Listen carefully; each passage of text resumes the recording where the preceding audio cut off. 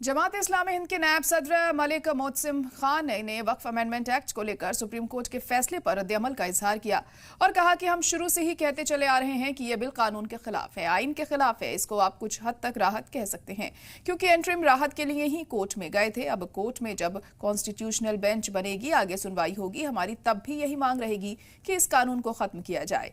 वहीं दूसरी तरफ मुस्लिम पर्सनल लॉ बोर्ड ने अगले महीने जंतर मंतर पर एहतजाजी मुजाहिरा करने की बात कही है, जिसमें जितनी भी मुस्लिम ऑर्गेनाइजेशंस हैं वो हिस्सा लेंगे और उसके बाद नवंबर में रामलीला मैदान में भी एक बड़ा एहतजाजी मुजाहिरा किया जाएगा।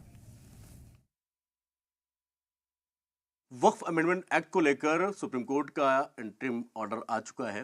क्या कुछ कहना है इस पे जमात इस्लामी हिंद का? मेरे साथ मलिक मोहसिन साहब मौजूद हैं, वाइस प्रेसिडेंट हैं जमात इस्लामी हिंद के। उन्हीं से जानेंगे सर किस तरीके से देखते हैं इस पूरे फैसले को। हालांकि फौरी तौर पे कुछ चीज़ों में राहत है, पूरी राहत इसको आपकी नज़र में कह सकते हैं क्या?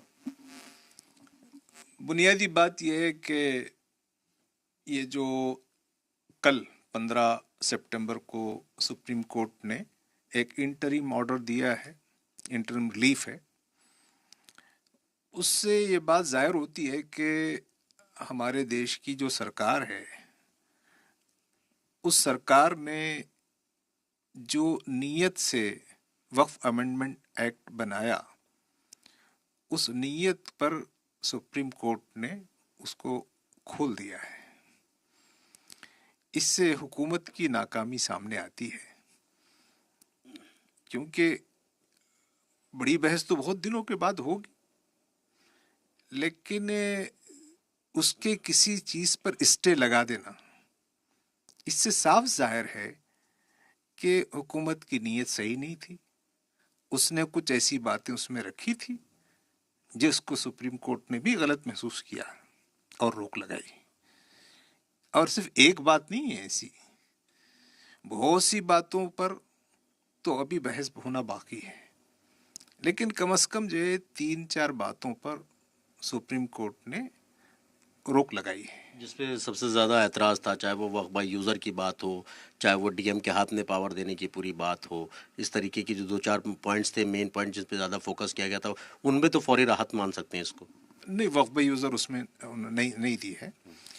असल बात यह है कि ये एक टेम्पररी चीज़ है, इंटरिम रिलीफ है, और असल बहस तो होना बाकी है।